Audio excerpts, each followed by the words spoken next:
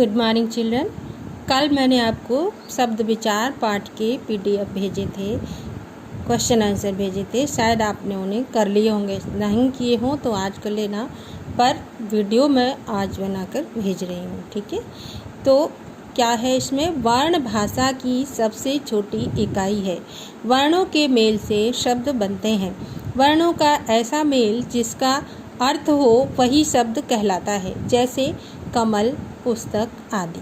वर्ण वर्ण आपने पढ़े हैं ना, स्वर और व्यंजन, जैसे क, ख, अ, ई, ये वर्ण होते हैं। ठीक है, तो जब हम वर्ण भाषा की सबसे छोटी इकाई होती है और जब हम वर्णों को दो या दो से अधिक वर्णों को मिला देते हैं तो नए शब्द का निर्माण होता है।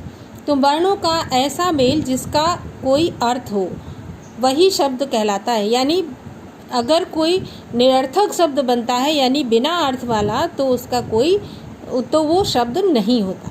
अब जैसे हमने क, म, ल तीनों को मिलाया तो बन गया कमल। ठीक है, और ये कमल का मतलब है पुष्प, फूल, पुस्तक आदि, ये इनका मीनिंग है, इसलिए ये शब्द हैं। तो परिभाषा क्या हुई शब्द की? एक या अनेक वर्णों के मेल से बनी सार्थक एवं स्वतंत्र भाषिक इकाई शब्द कहलाती है। यानी इसमें एक या अनेक वर्णों के मेल से बनी, एक या अनेक वर्णों के मिलाने से बनी हुई सार्थक एवं स्वतंत्र भाषिक इकाई शब्द कहलाती है। अब शब्दों का वर्गीकरण, यानी शब्द कितने प्रकार के, शब्दों को कितने प्रकार से बांटा गया है।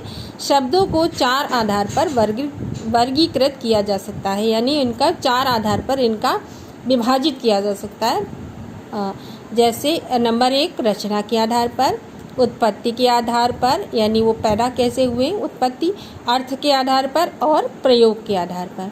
तो शब्दों का वर्गीकरण कितने प्रकार से होता है? रचना के आधार पर होता है, उत्पत्ति के आधार पर, अर्थ के आधार पर और प्रयोग के आधार पर। बच्चों ये क्वेश्चन आता है, शायद ये क्वेश्चन है भी तुम्हारे इसमें बुक में, हमने दिया भी है। अब शब्दों का वर्गीकरण, यानी शब्दों को अब हम, ये वही चीज़ है, सेम, इसको ऐसे करके लिख दिया गया है। अब सबसे पहले आता है रचना के आधार पर, रचना या बनावट। रचना के आधार पर शब्दों के 3 भेद हैं। कौन कौन से? रूढ़ शब्द, यौगिक शब्द और योग रूढ़ शब्द। तो रचना के आधार पर ये इस तरह से लिखा है, ये टेबल बना के बता दिया। ठीक है, अब रूढ़ शब्द, जो शब्द परंपरा से किसी विशेष अर्थ के लिए प्रचलित हों और जिनके टुकड़े करने पर कोई अर्थ ना निकले, वे रूढ़ शब्द कहलाते हैं। यानी जो शब्द परंपरा से किसी विशेष अर्थ के लिए प्रयोग किए जा रहे हैं, प्रचलित हैं, और जिनके टुकड़े करने होने पर कोई अर्थ ना निकले, वे रूढ़ शब्द कहलाते हैं। जैसे ये है घर। अब घर में 2 शब्द वर्ण हैं, घ और र। ठीक है, तो अगर हम इनके टुकड़े कर देंगे, घा और रा को अलग अलग कर देंगे तो इनका कोई अर्थ नहीं बनेगा। तो ये घर, जब हमने इनको मिला दिया तो घर मतलब ये हाउस।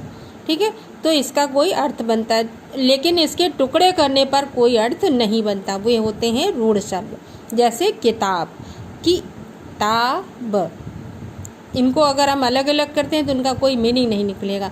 तो ये रूढ़ शब्द आपको समझ में आ गए कि जिन शब्दों का टुकड़े, जिस शब्द के टुकड़े करने पर कोई अर्थ ना निकले, वे रूढ़ शब्द कहलाते हैं।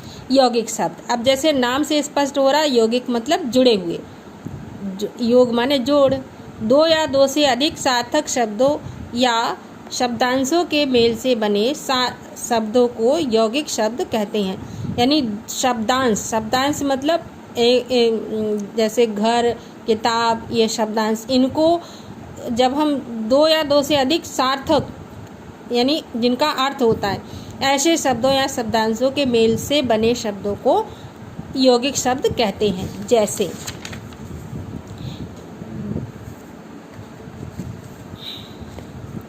जैसे है पुस्तक, आलय, पुस्तकालय। यानी अगर हम इनको दोनों को देखो, पुस्तक अलग शब्द है, रूढ़ शब्द है ये, और ये भी रूढ़ शब्द है, लेकिन इनको हमने जब मिला दिया तो ये पुस्तकालय बन गया। तो इसका जहाँ पुस्तकें रखी जाती हैं, पुस्तकों का घर पुस्तकालय।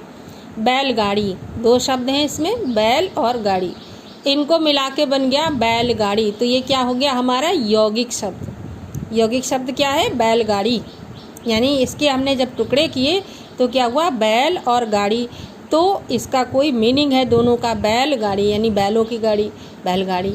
चाय वाला, चाय प्लस वाला बराबर चाय वाला। ठीक है।